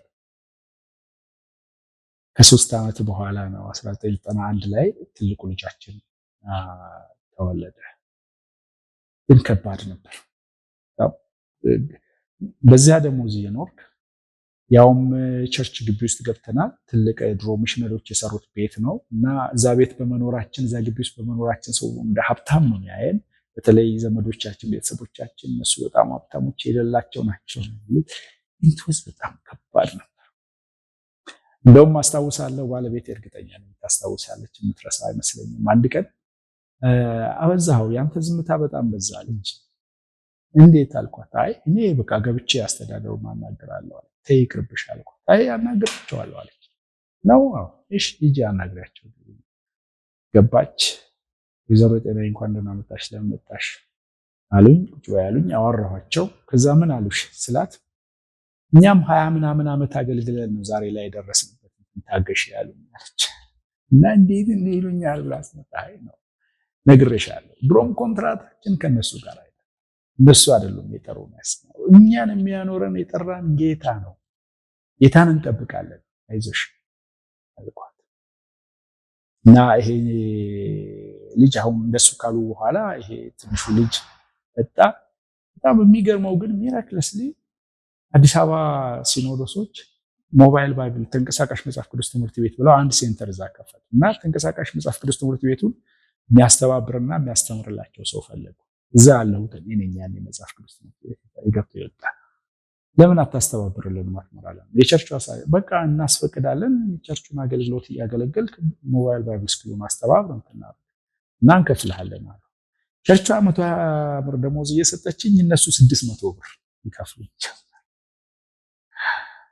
እና ያ ጊዜ ያ ህፃኑ የወተት ጊዜ እንደምንም አለፈ። ከዚያ ትምህርት ቤት መግባት ነበረብኝ፣ መማር ፈልግ ነበርና ለምን አትማርም አንተ የመማር አቅም እያለህ ለምንድን ነው ምናምን ሲለኝ ወንድም አሁን አሜሪካ ነው ያለው፣ እሱም ቄስ ጥላሁን ይባላል። ቄስ ጥላሁን መኮንንን ታውቀው እንደሆነ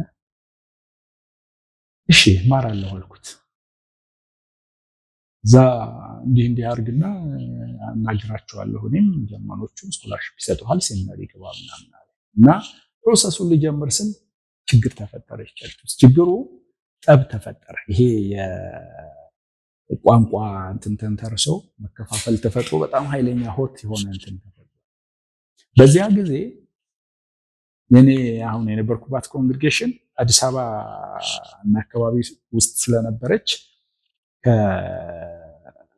ከአዲስ አበባና አካባቢው ጋር ነው የሆነችው፣ ከኢትዮጵያ መካኒክስ ጋር አልነበረች እና እንትኑ ሲሆን እንዳልኩ ጀርመናዊው ቄስ ስፖንሰር ሊያደርጉኝ የነበሩት ቄስ እንዲህ አድርግ አናግራቸው ሰዎች እኛ የምንሰራው ከኢትዮጵያ መካነ ኢየሱስ ጋር ነው እና ከኢትዮጵያ ወንጌላዊት ቤተክርስቲያን መካነ ኢየሱስ ጋር ካልሆንክ ቀጥታ አንተን ማድረግ አንችልም።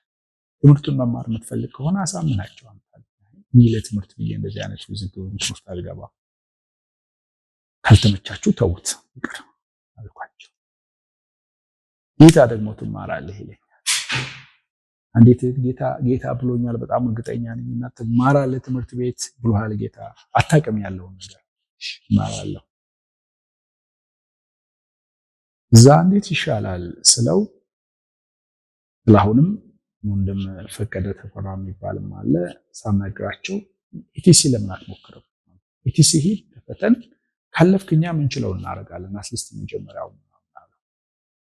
ሄድኩ፣ ተፈተንኩ፣ ኢቲሲ አለፍኩ። ለአሁን የአንድ ኮርስ ወይም 2 ኮርስ ከፈለልኝ፣ ፈቀደም እንደዛው ከፈለልኝ፣ ጀመርኩ። የሚገርመው ነገር ኢቲሲ አካዳሚክ እንትኑን ስኮላርሺፕ ሰጠኝ ከአንድ ሴሚስተር በኋላ ኢቲሲ እየከፈለልኝ መማር ጀመርኩ። ቸርቿ የዛኔ በወር 100 ብር ለ10 ወር 1000 ብር በአመት ማለት ነው ይሰጥሃለን። በቃ ከዚህ ውጪ ማድረግ አንችልም፣ ትምህርቱን እንድትማርም እኛ ብዙ አይደለም። አይ በቃ ጌታ ብሎኛል እማራለሁ ብያልኩ። ይሄን አሁን እንዳልኩ እንትኑን ሳገኝ መጣው። ለ4 ዓመት 4000 ብር ነው የሰጠችኝ ቸርቿ። እኔ ግን ተማርኩ ምንም ሳይጎድለኝ። ያው ልጄን ትልቁ ልጅ ተወልዷል ያኔ፣ እሱን ይዤ መጣው። ሁለተኛው ልጅ በዛው ትምህርት ሂደት ውስጥ ነው የተወለደው። ኢቲሲ ገባው፣ 4 ዓመት ተማርኩ። ከዛ 4 ዓመት ጨርሼ ወደ ወሊሶ እመለሳለሁ።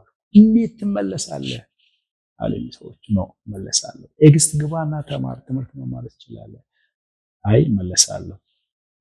ሰፖርት ሲያደርጉኝ ለሊቪንግ ኤክስፒሪየንሱ መኖሪያውን ሰፖርት ሲያደርጉኝ የነበሩ ማረሳቸው ሲስተር ኬርቱ ትባላለች፣ ፊንላንዳዊት ነች እና እሷ ነች ኦልሞስት 4 ዓመት የሊቪንግ ኤክስፒሪየንሳችንን ስትሸፍን። አግኔ ኖርላንደር የሚባሉ ሰነ ጊዜ አድርገውኛል። እሳቸውም ሴሚናሪ ያስተምሩ ነበር ስዊድን። እነዚህን ሰዎች አረሳቸውም በዛ ጊዜ እና ያኔ መጣው። 4 ዓመቱ አለቀ። መለሳለሁ ብዬ ስል ዳራ ይቅርብህ አለ ሲስተር ኬርቱ። ወሰንክ አለችኝ። ያው አይ እዚህ መከኒሳዎች አገልጋይ ይፈልጋሉ፣ እኛ ሰፖርት ልናደርግ እንችላለን፣ ሰለሪውን ከነሱ እንትን አይሆንም፣ እኛ የሚያስፈልገውን ኤክስፔንስ እናመጣ፣ ግን ለምን አታገለግላቸውም አለች። አይ አንድ የሚከነክነኝ ነገር አለ። ቸርቿ እኔ መጥቼ እንዳልማር የፈለገችው ገንዘብ ላለማውጣት ብቻ ሳይሆን ሰዎች ከዚህ ከተማ ሄደው አይመለሱም ወደዚህ እና እኛ ለምን እንደክማለን? እከሌም ሄዷል አልመጣም፣ እከሌም ሄዷል አልመጣም እና አትመጣም አንተ፣ ስለዚህ ምንም አንተ ላይ ኢንቨስት ማድረግ አያስፈልገንም ብለውኛል። እኔ እዚህ ከቀረው የሚቀጥሉትን አገልጋዮች እድል መዝጋቴ ነው፣ በር መዝጋቴ ነው። ስለዚህ ሀፍቱ ደግሞም እውነት ነው፣ ሰው የላቸውም። እኔ ከተማርኩ ለምንድን ነው ሄጄ ማላስተምረው? ወሰንክ አለችኝ። ያው ወሰንኩ አልኳት። እሺ ምን ልርዳህ አለች። አይ እኔ ከተመለስኩ አገልጋዮችን ካፓሲቴት ማድረግ፣ እዛ ያሉትን ኮንግሬጌሽኖች ማገዝ እፈልጋለሁ እና ተንቀሳቃሽ መጽሐፍ ቅዱስ ትምህርት ቤት ከዚህ በፊት የነበረው ተቋርጦ ስለነበረ ተንቀሳቃሽ መጽሐፍ ቅዱስ ትምህርት ቤቱን ማስቀጠል እፈልጋለሁ እና ሰፖርት ካረክሽኝ ያለ ችግር የለውም፣ ከፈለክ አካውንት ውስጥ ላስገባለሁ። 60,000 ብር ያኔ ብዙ ነው። 60,000 ብር ጠይቄያት ነበር። ማስገባልሃለሁ። አይ እኔ አካውንት ውስጥ እንድታስገባ አልፈልግም እና አለች። ኮንግሬጌሽን ውስጥ ላርግልህ? አዎ ኮንግሬጌሽን ውስጥ ግን ኮንግሬጌሽን አካውንት ውስጥ ሲገባ የኮንግሬጌሽኗ ሳይሆን ሁሉም እዛ አካባቢ ያሉ ኮንግሬጌሽኖች፣ የገጠር ኮንግሬጌሽኖች አገልጋዮች የሚጠቀሙበት እንደሚሆን እንትን እናርግ። እሱን ተስማማን። ኔጎሼት አደረግን። 60,000 ብር ሰጠችኝ። ባይብል ስኩል፣ ሞባይል ባይብል ስኩል ጀመርኩ። ከተለያዩ የመካነ ኢየሱስ ኢንፋክት ቸርቾች ቄሶች ተሰብስበው ይመጣሉ። 3 ወር ትሬኒንግ ይወስዳሉ። የምግብ የመኝታቸው ኤቭሪቲንግ ተዛው ተዘጋጅቶላቸው ተምረው ይሄዳሉ እና ለኔ ያ ጊዜ በጣም በዚያ እንትኔ ውስጥ ደመቅ ብለው እንዳንጓ የሆነ ቻፕተር ለውጥ ምናምን ብለህ የምትላቸው ጊዜዎች ቢሆን አንዱ ጊዜ ያ ጊዜ ነው። ለምንድን ነው ያን ጊዜ ማርክ ያረኩበት መሰለህ? ሞባይል ባይብል ስኩል አስጀመርኩ እዛ። ከዚህ ሲሄድ ደግሞ ቃለ ሕይወቶች ባይብል ትሬኒንግ ፎር ቸርች ፓስተርስ የሚል BTCP የሚል ፕሮግራም ነበራቸው። ሄድኩ ገባሁና BTCP ፕሮግራም እኛን ለምን እድሉን ለኛ ሳትሰጡንም አልኩ። አይ ይሄ እኮ የቃለ ሕይወት አገልጋዮች እንትን ነው። አይ ለምን የእግዚአብሔር መንግስት እንትን ነው ምን አለበት ምናምን አልኩ።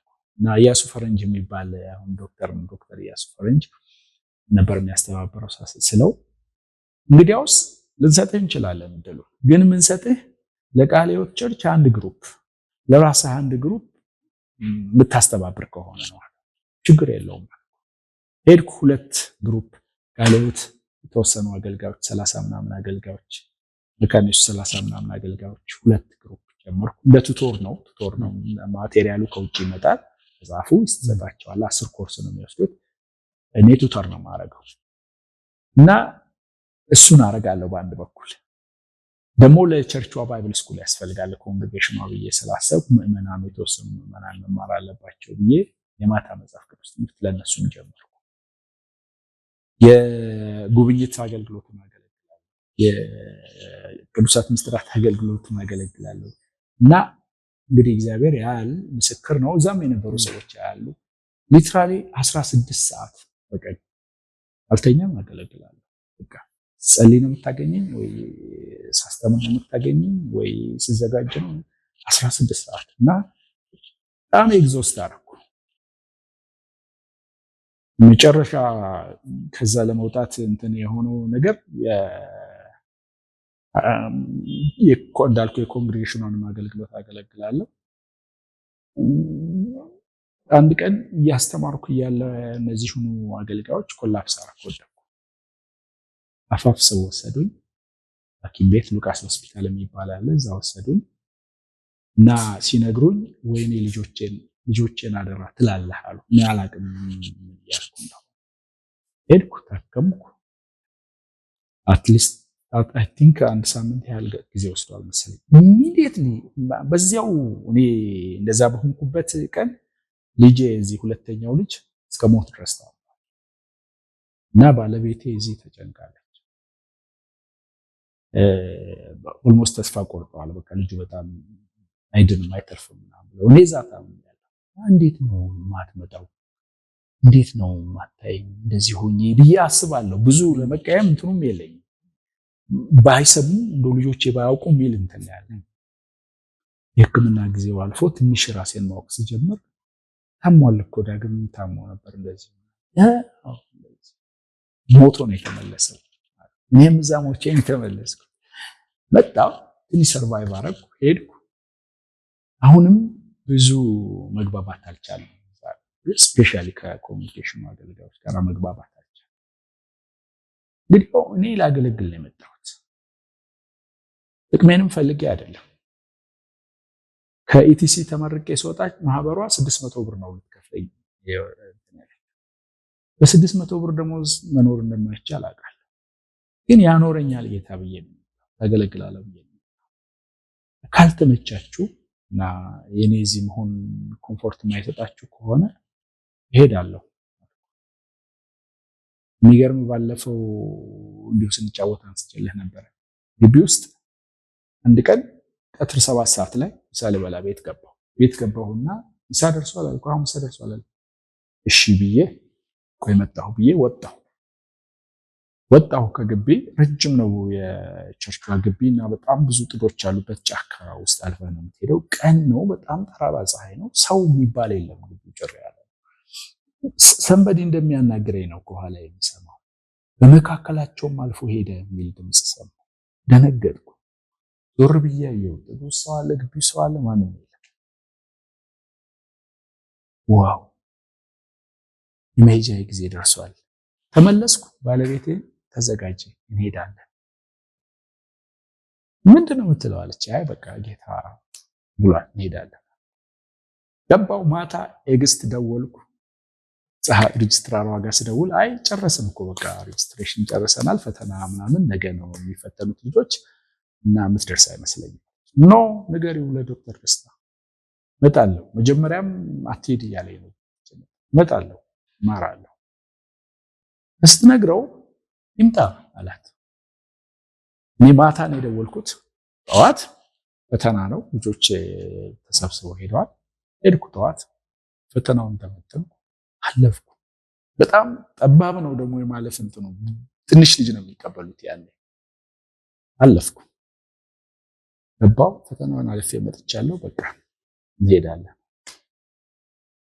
ሰው የለም፣ ገንዘብ የለም፣ ምንም የለም፣ ግን እንሄዳለን እና መጣን። የሚገርም ስንመጣ ወደ አዲስ አበባ ስንመጣ መጣንበትን ለታስታውሳለህ። እቃችንን ጭነን አይሱዙ ላይ ቤት አላገኘንም። አዲስ አበባ ስንመጣ እህታችን ውዴ ነብይት፣ ውዴን ታውቃት እንደሆነ ውዴ የባለቤቴ በጣም አብሮ አደግነች እና እየመጣን ነው ቤት ፈልግ ያልናት። ኧረ እንዴት እንደዚህ በቃ እየመጣን ነው። ሰፈር ውስጥ ዙር አንድ ሰው ግቢ እያጸዳ ነው እና እንደዚህ ቤት ታከራያለህ? ኧረ ምን ችግር አለው ይምጡ። ለመቼ ነው የፈለጉት? ለዛሬ ይግቡ፣ ይምጡ፣ በቃ ተገኝቷል ነው አለች። ሾፌሩን ነዳው፣ ወደዛ ነዳው፣ ገባን። የሚገርምህ ሰውየው በጌታ አይደለም። እዛ ቤት ካልተሳሳትኩ 4 ዓመት ያህል ኖረናል መሰለኝ። ሙዝና ብርቱካን እየገዛ እየመጣ ልጆቻችን ይጠይቅ ነበር። ቤት ኪራይ አሁን ኪስ ውስጥ ከሌለ እንዳትጨናነቅ፣ ችግር የለውም በሚቀጥለው ወር ትሰጠኛለህ ይለኝ ነበር። ስለቅ ጊዜው ደርሶ ካሳንቺስ ገባሁ። እሱም ሌላ ታሪክ ነው። ካሳንቺስ ስመጣ ካሳንቺሶች ኤግስት እንደምመጣ ለትምህርት እንደምመጣ ሲያውቁ ለምን እኛን እያገለገልከን አትማርም ብለው ስለነበረ እነሱ ጋር ለመግባት አገልግሎት ለመጀመር ደግሞ ትምህርቴንም ለመማር እና ስመጣ ካሳንቺሶች ከተወሰነ ጊዜ በኋላ ነው ቄሱ ግቢ ውስጥ ነው የሚኖረው። ቤት አለ፣ ቤቱ ክፍት ሆኖ እኛ ለአንተ ተጨማሪ ቤት ድጎማ መስጠት አንችልም ብለው ደብዳቤ ሲጽፉ ያንን ቤት ላይ ወደዚህ መምጣት ነበረብኝ እና ጥቤ ነው የሚባለው። ጥቤ በቃ ቤቱን ተረከበን ያለ እንዴት አለ እንደዚህ ግድ የለም ያም ቢሆን የሰው ቤት ነው ብትቆይ ይሻላል። አይ እርግጠኛ ነህ? ችግር የለውም ማለት ነው። ቤቱ የወንድሙ ነው፣ ወንድሙ አሜሪካ ነው ያለው። እኔ ላናግረውና ይሄንን ቤት በቅናሽ ይሽጥልህ አንተ ለሌላ ሰው አሳልፈህ ማትሰጥ ከሆነ እኔ እንኳን ቤት ልገዛ አካውንት የባንክ ቡክ የለኝም። ጥሩ ነበረ፣ እድሉን ስለሰጠኸኝ አመሰግናለሁ፣ ግን ብር የለኝም፣ አሁን ስለ ቤት ማሰብ አልችልም አልኩት። ገባው፣ ከዛ ወጣው፣ ካሳንቺስ ገባው እና ያ ጊዜ አለፈ። እንትኖቹን አሁን ወደኋላ ሳስባቸው አለፊያቸዋለሁ፣ ግን እንዴት እንዳለፍኳቸው ሳስብ ይገርመኛል። እንዴት ነው ተዘጋጅቶ ሰው አስቦ እንትን አድርጎ ምናምን እንትን አድርጎ ያላለፈበትን መንገድ ሳቀው አልፎ መጥቶ ጌታ ታማኝ እንደሆነ ነው የማየው። ለወንጌል ከጠራህ በእርግጥ የጠራህ ሰው ከሆነ አይጥልም። እኛ አልጣለንም እንዳልኩ ነው። እንግዲህ አሁን ልጆቻችን አድገዋል። ትልቁ ልጃችን 26 ዓመቱ ነው፣ ሲቪል ኢንጂነር ነው፣ ስራ ላይ ነው ያለው። ሁለተኛው ልጃችን 24 ዓመቱ ነው፣ የአይቲ ባለሙያ ነው፣ ስራ ላይ ነው ያለው። በኑሮ አብረው ቢኖሩም አትሊስት ራሳቸውን ችለዋል፣ መስመር ውስጥ ገብተዋል። ሶስተኛው ልጃችን አሁን 12ኛ ክፍል ይፈተናል። በጣም ጎበዝ ተማሪ ነው፣ ጌታን ይወዳል እና ያ ጊዜ አለፈ። እንግዲህ ትልቁ ጭንቀቴ በእነዚህ ሁሉ እንትኖች ውስጥ ካሳንቺስም አዲስ አበባን በነበረኝ አገልግሎት ወሊሶም በነበረኝ አገልግሎት ትልቁ ጭንቀቴ ልጆቼ በዚህ መከራ ውስጥ ምናልባት ጌታን እንደው እንዳያጡት የሚያዩት የሚሰሙት ነገር እንዳያሰናክላቸው ጭንቀት ነበር። ጌታ ረዳን፣ ግን በጌታ ናቸው አሉ። እንደ ቸርች ውስጥ በጣም አክቲቭ ባይሆኑም ትንሹ ልጅ ኢንፋክት በጣም አክቲቭ ነው፣ ጌታን ይወዳሉ አሉ እና የጌታ ቸርነት እዚህ አድርሶናል። የወሊሶ ምዕራፍ እንደሱ አለቀ እና አዲስ አበባ የመጣ ነው እንደዚህ ነው። አዲስ አበባ እንዴት መጣ ስትለኝ ነው። በጣም ነው የማመሰግነው። በጣም የሚመስጥ ታሪክ ነው የነገርከን። እግዚአብሔር ይባርክ። ተመልካቾች እንግዲህ ብዙ ትምህርት ከዚህ እንዳገኛችሁ ተስፋ አድርጋለሁኝ። በሌላ ጊዜ ደግሞ ሌላ የደረስክባቸውን ነገሮች ደግሞ እንደዚሁ ታጫውተናለህ ብዬ ተስፋ አድርጋለሁ። ቄስ አሸናፊ ብሩ እዚህ ድረስ ሲኤምኤን ስቱዲዮ ድረስ መጥተህ ይህንን ስላጫወትክ እናመሰግናለን። ይህንን ፕሮግራም በኢቫንጀሊካል ቴሌቪዥን የምትከታተሉ በዩቲዩብ አድራሻችን ሲኤምኤን ክርስቲያን ሚዲያ ኔትወርክ ኢትዮጵያ በሚለው ዩቲዩብ ላይ ገብታችሁ የምትከታተሉ ተመልካቾቻችን ስለተከታተላችሁ እናመሰግናለን። በቀጣይ ሳምንት ደግሞ በሌላ እንግዳ ደግሞ ለእናንተ የምንቀርብ ይሆናል። አብራችሁን ስለቆያችሁ እግዚአብሔር ይባርካችሁ። ሳምንት እስከምንገናኝ የሚሰናበታችሁ ተስፋዬ ካሳሁን። እስከ ሳምንት ድረስ እግዚአብሔር ይባርካችሁ።